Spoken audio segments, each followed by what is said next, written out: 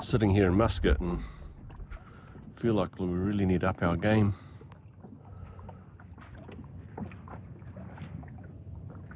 Lights, that is, on our mast. These are all super yachts, but hey, I'll bunch them in there too.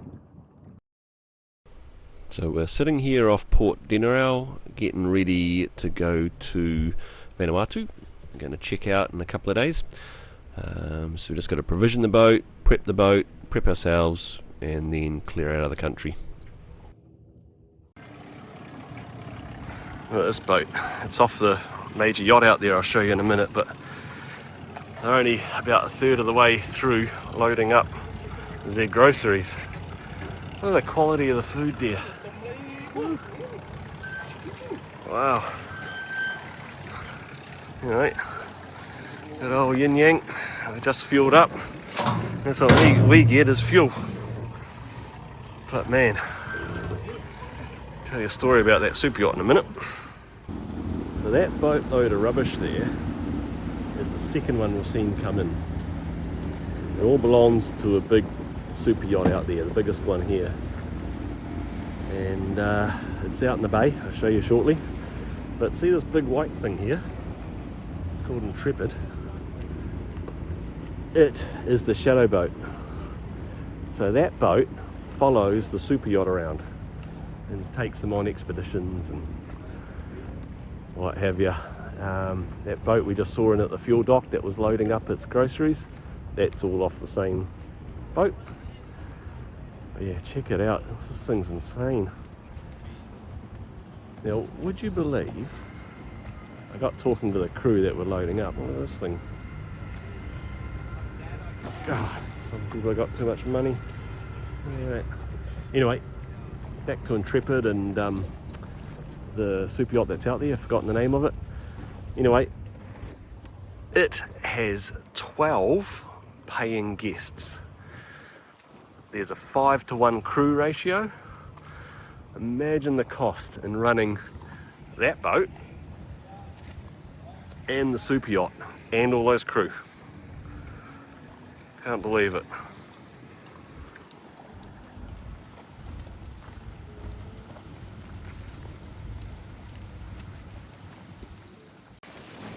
So we've got 3 super yachts in the bay that are too big to fit into the marina.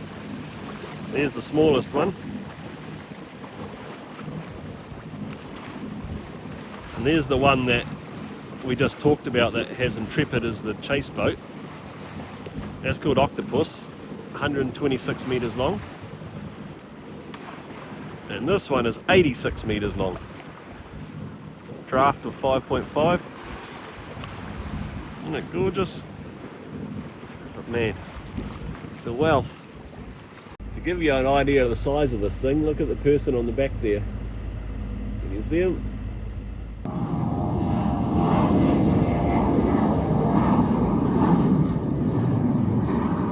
So we've had 3 months in Fiji, and it's time to get going and head off to Port Vila in Vanuatu.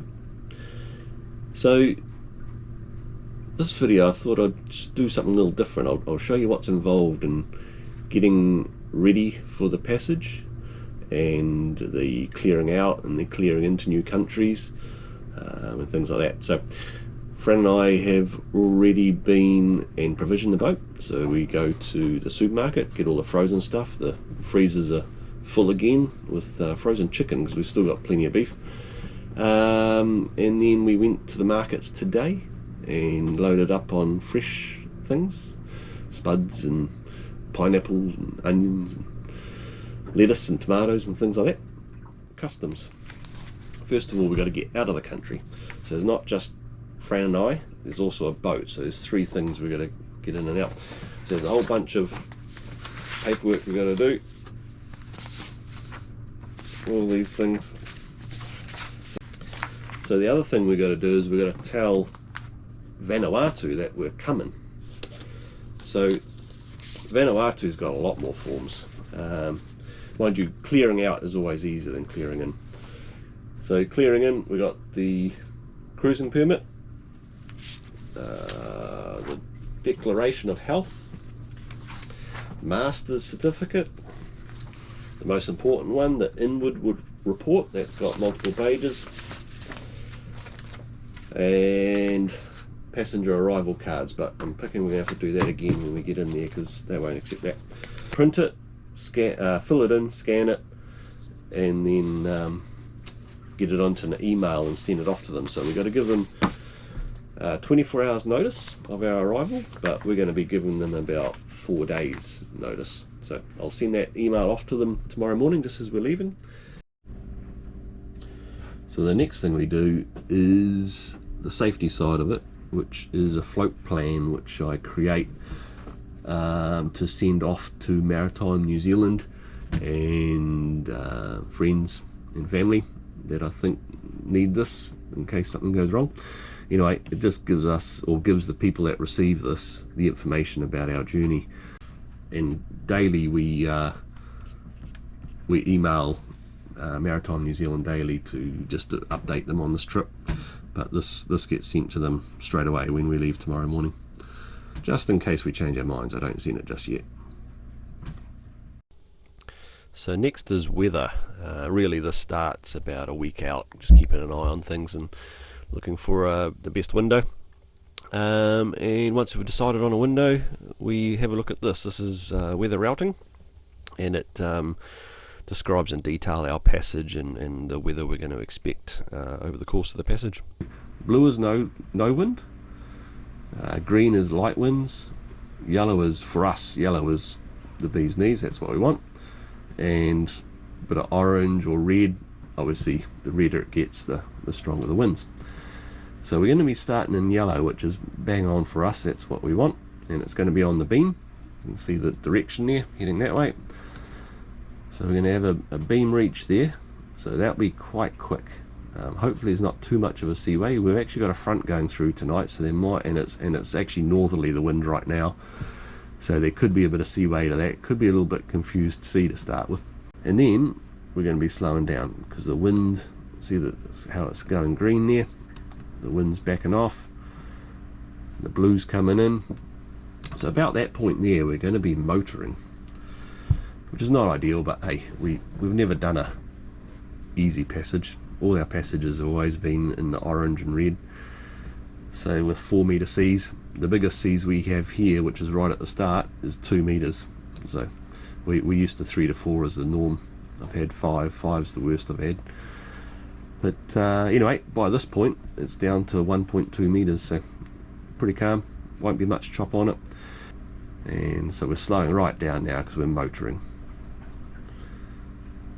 We're motoring this point. We get about 24 hours of motoring, fraction over. Anyway, at that point there, the wind starts to pick up. So through that middle section, we're expecting to be motoring with very little wind.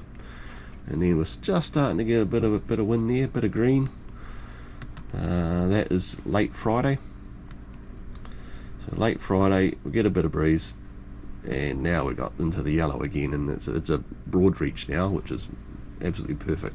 Ooh, for us a relatively easy passage compared to what we're used to. So I'm just going in to check out. The front's just gone through.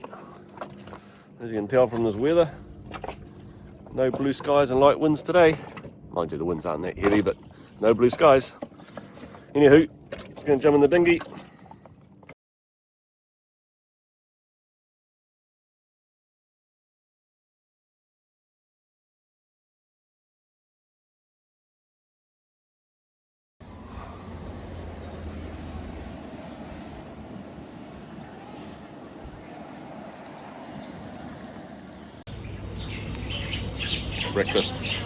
Breakfast of champions. Got a few extras too from passage. Heat them up in the air fryer, see how we get on. So this is us in the customs office at Port Denarau checking out. He was the only one in today, so he's customs and immigration. We must have looked dodgy because he wanted to come out and check out our boat and make sure we didn't have anyone hiding away and we were escaping with them. So we just checked out of Fiji. So we're no longer in Fiji. Technically we're still here, but we're not allowed to go ashore or stop anywhere. We've got to effectively depart now. without stopping. So anyway, the process took a bit longer than normal. It was probably about an hour, almost 2 hours all up by the time we got back to the boat. But yeah, he after all the paperwork, he wanted to come aboard and make sure we didn't have any stowaways. I think we must have looked dodgy or something, but anyway, so I had to bring him out in the dinghy and show him the boat. He checked, make sure there was no stowaways, and then take him back in. Friend done some last minute shopping, getting rid of the last of our cash, and anyway, come back to the boat, set it up with all the safety gear, just had a shower, got ready to go. So anyway, I thought I'd show you the safety gear, but before I do, the forecast is still the same as yesterday, so that's good. The all 6 models are now in agreement with pretty much, you know, they're within kiwi of each other. So that gives us a lot of confidence that the forecast is going to be what it says it's going to be, because they're all saying the same thing. If they're all saying different things, then you've got to be a bit dubious, but they're all saying the same things. So that's good. So we'll have a fast start, a slow middle, and a medium ending. So it's pretty good. We'll get the rough stuff out of the way first. So anyway, safety, life jacket, tether. The life jacket has a harness built in. It also has inside here, under here, there is a thing called an AIS transponder. So should this life jacket inflate, the AIS transmitter in there sends out a beacon, and any boat that can receive AIS can see it on the chart plotter, just like we can with the other boats. So exactly the same transmitter as what the boats have. We have a personal one in our life jackets. Both Fran and I, both life jackets have it. So should one of us end up in the water, hopefully the other one can find that one. And but getting that person on board's a whole nother story, so we won't go there.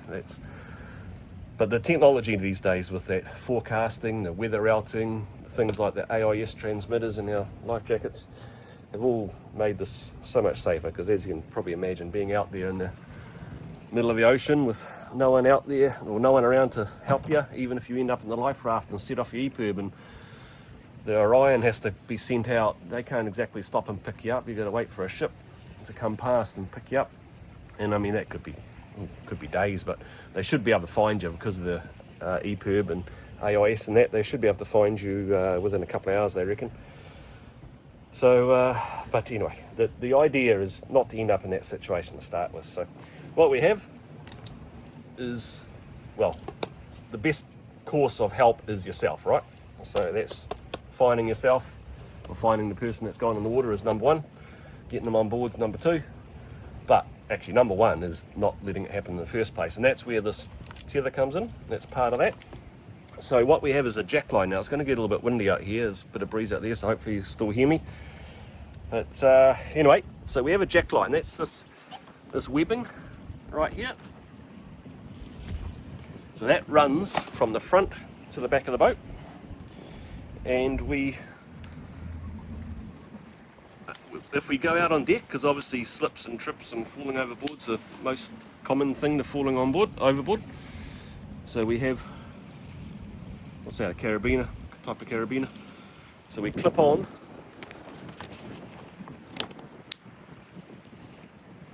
to that, and that can slide. So as we go up and down the boat, we're always tethered. So should we end up falling overboard, we're at least attached to the boat. So just very briefly, a couple of items we have around the boat for safety. This is a Danboy. It's a self-inflating thing you throw in the water and it self-inflates. It's got a big long pole on it so you can see it. It sticks up in the air with a flag on it.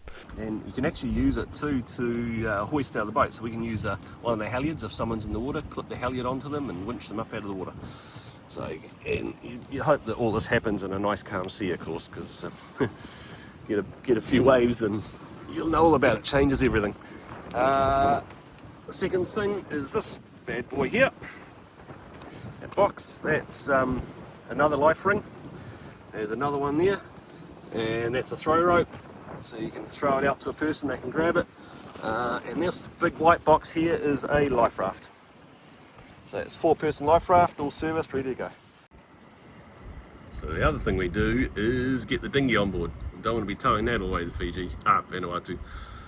Anyway, that's all strapped down, ready to go. So just pulled up the anchor for the last time in Fiji.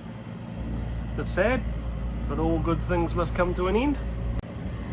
Off to Vanuatu. Get the sails out, make use of this wind while it lasts. Should only have it for about 24 hours, then it buggers off. That guy there, 126 metres long, I think it was. It's a ship. 12 guests, crazy. 30 odd staff. Oops, this guy is pretty big too. How big is he actually? Infinity is his name. He's 117, so he's almost as big as the big one out there. So we're just about to go through the last pass, and then we're into open water on our way to Vanuatu.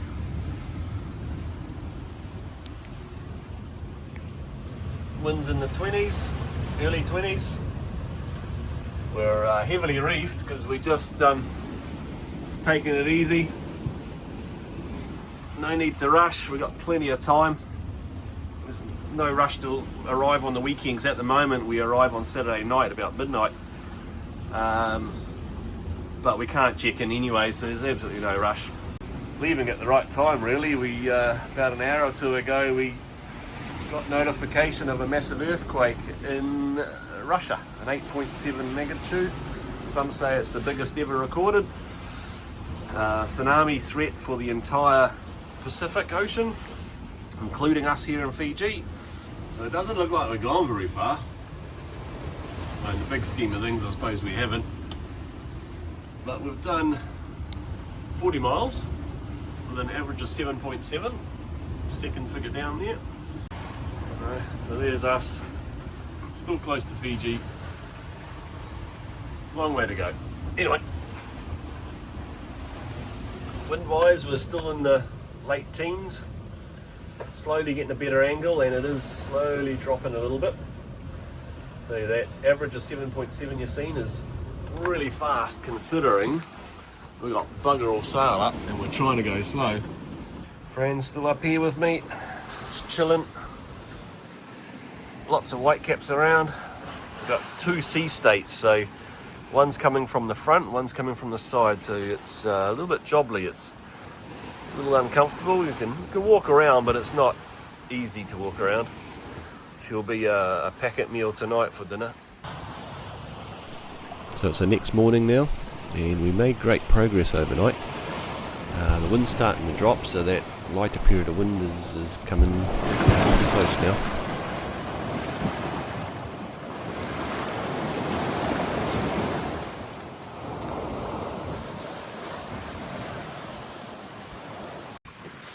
Got ourselves a fish. Woohoo!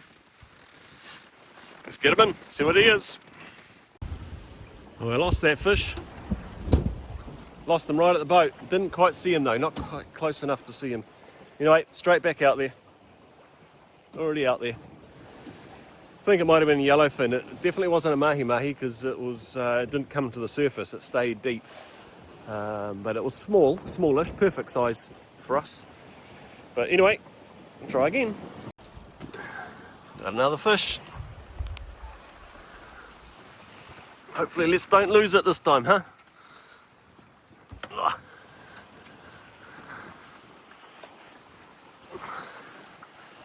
He's been a bit of a stubborn bugger. Can you see him down there? He's a yellowfin, an okay size.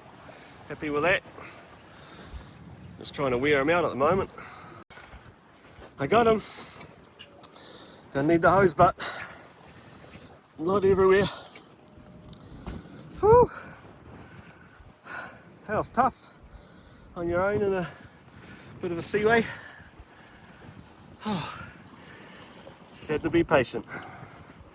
That other fish would have been the same. Gorgeous morning. Lovely little breeze. Pretty flat seas, considering most passages we do. Anywho, yellowfin.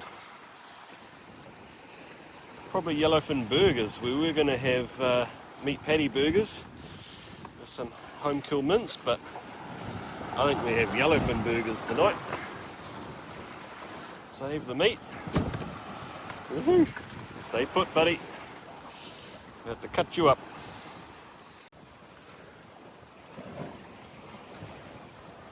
Big bucket of yellowfin fillets there. And the old faithful, good old Lumo.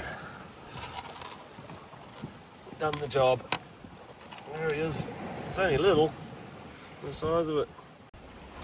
This area's been really fishy. There's been flying fish and birds working. And obviously we just got those 2 tuna. We lost the first one, landed the second. So yeah, just having a good old sail. Been sailing since we left dinner actually. Since about 5 minutes after pulling the anchor up, we pulled the sails out and haven't put them away yet. So that's pretty good. I was half expecting to have lost the wind by now, but we've still got it. Still a good day. Still making good progress. Passage update. We are 24 hours in. Anyway, that was all good. We got through the night. Tsunami didn't wash us away from the earthquake. And anyway, woke up to a beautiful sunrise. And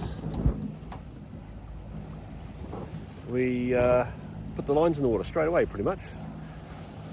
Within an hour and a half, had a beautiful yellowfin tuna sitting on the deck of the boat. So I spent the morning dealing with that, backing it down, backpacking it and getting it in the freezer. The freezer's 100% full now, you couldn't fit anything more in there. So anyway, we're full of food again, so it's... We've got 3 months to eat, get all through all that food. Oh well, good things. But anyway, the wind has gone. We're now motoring. The sails are only there to stop us rolling.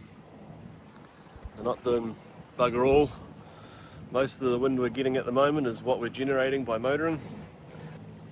We are enjoying this calmness, and I can move around the deck and not even have to wear a life jacket or worrying about that sort of stuff.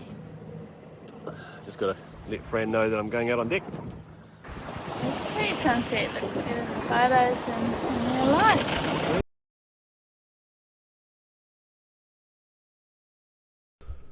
So I woke up to a beautiful morning with no wind, beautiful sunrise. So I thought, bugger it, let's get the drone up in the air.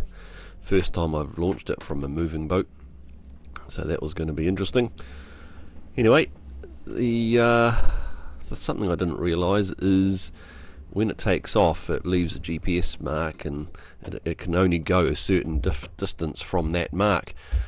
So because we're moving, by the time I went to bring the drone back in, we'd actually run out of that distance, so I had to turn the boat around and go back the other way so I could bring the drone back in. Luckily I didn't leave it too long and end up with a flat battery, because that would have been a bit of a drama. Would have ended up in the tide.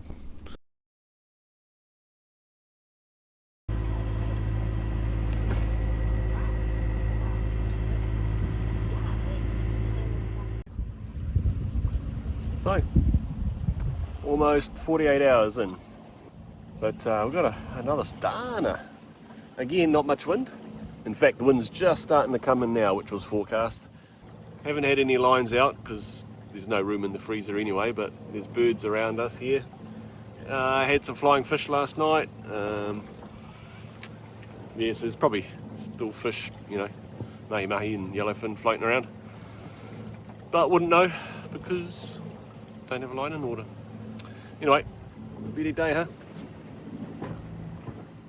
We're also, at the moment, we are halfway, pretty much bang on, between Fiji and Vanuatu. So, we're getting closer to land instead of getting further away from it. It's always a good feeling.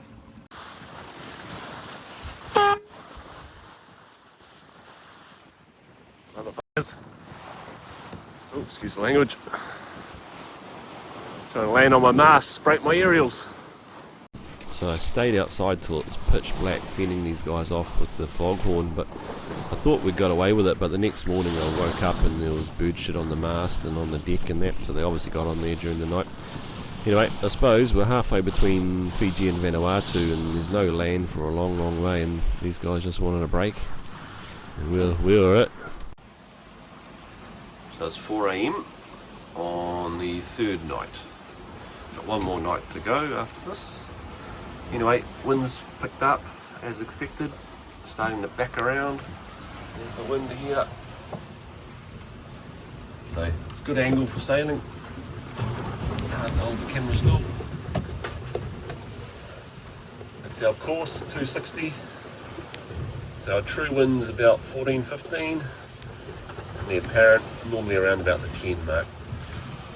There's our speed, 7.8. And that bottom left one there, 152, that is our distance to go. So that's what we're looking at there. So we're 3/4 of the way through. Just got about a little bit less than 24 hours to go. Maybe 20 hours, something like that. Well, last day of passage today. One more night to come. Brandon's trying to avoid the camera.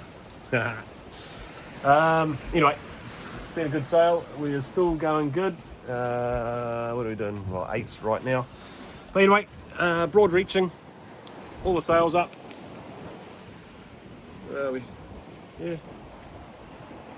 And the mizzen.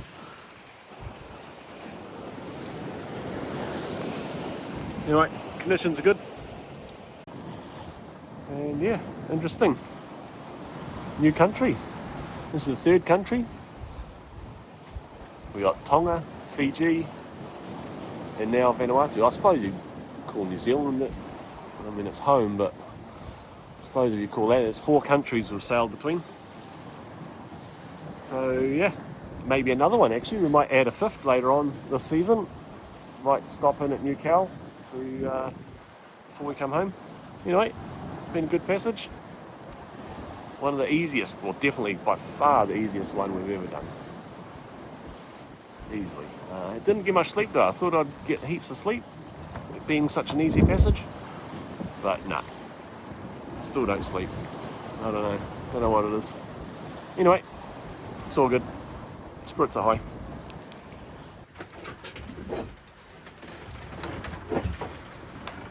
Up to.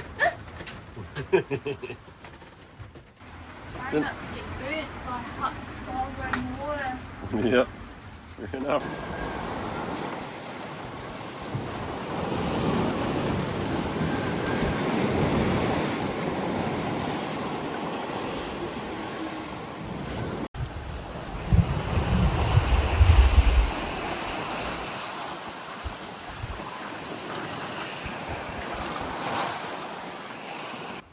Well, I think it's safe to call land whole.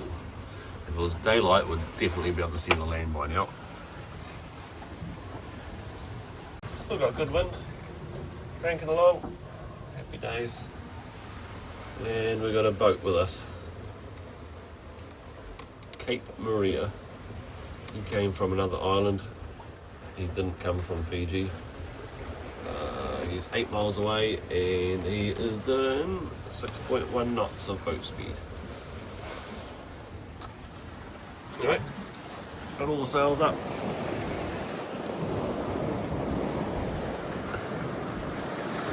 The main, Genoa and the mizzen, all fully powered. Well, made it to Port Vila on Ifata Island. So getting back to the process of checking in and out of countries, first thing you do once you arrive at a country is put up the quarantine flag, which is this yellow one. Basically means no one's allowed to come on board until we've been checked in and checked off by security to make sure we're all healthy. So passage is done. It's now the afternoon, evening. Got a drink going on, sundowner. So anyway, we're sitting in Port Vila now. I'll show you around. So there's all Port Vila in there.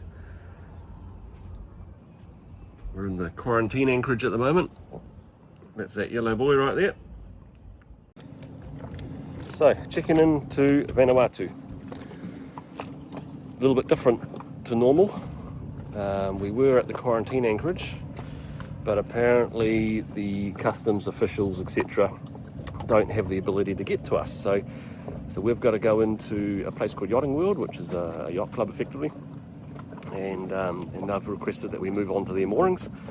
So that's fine, we've just done that, we're now on their moorings. Anyway, so we're about to jump in the dinghy and go into Yachting World to check in.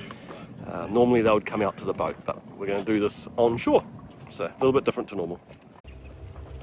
So this is where we're coming in to check in. Yachting World Marina. Pretty cool looking place, there's a big bar in there.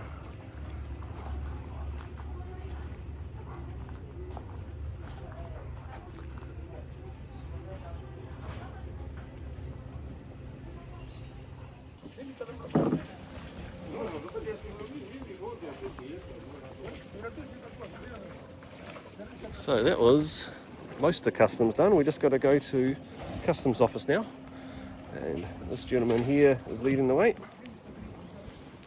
So almost done. Geez, only took 10 minutes. So that was immigration, biosecurity. Well, that was customs. Took a little bit longer than biosecurity and immigration. So anyway, we're all checked in now, so we can officially move around Vanuatu pretty much as we please. We got a 4-month visa, so we're going to stay here for 4 months. After that we get what are you doing? Come on. After that we get deported basically. So but anyway, how's this for oops, I just knocked something off. How's this for a car park with a view? Oh, can't see the view because it's blowing out. Now let's go over here.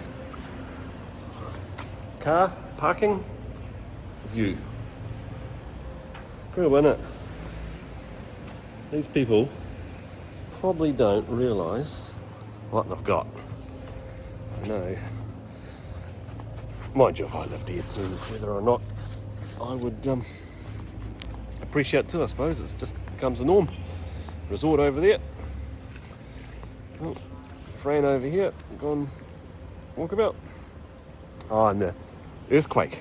All these people, immigration, biosecurity, customs, they're all being put out because of the earthquake. And look at this. That building is derelict now. They're demolishing it. So, yeah, there's just rubble everywhere.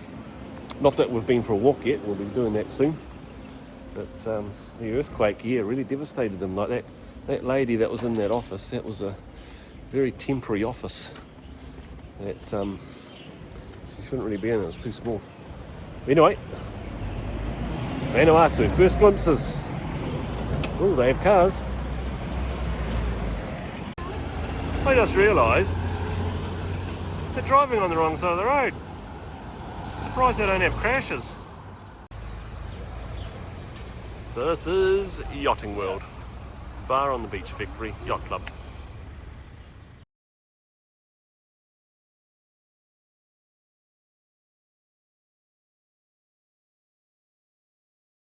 You got the bar, beautiful ceilings up there.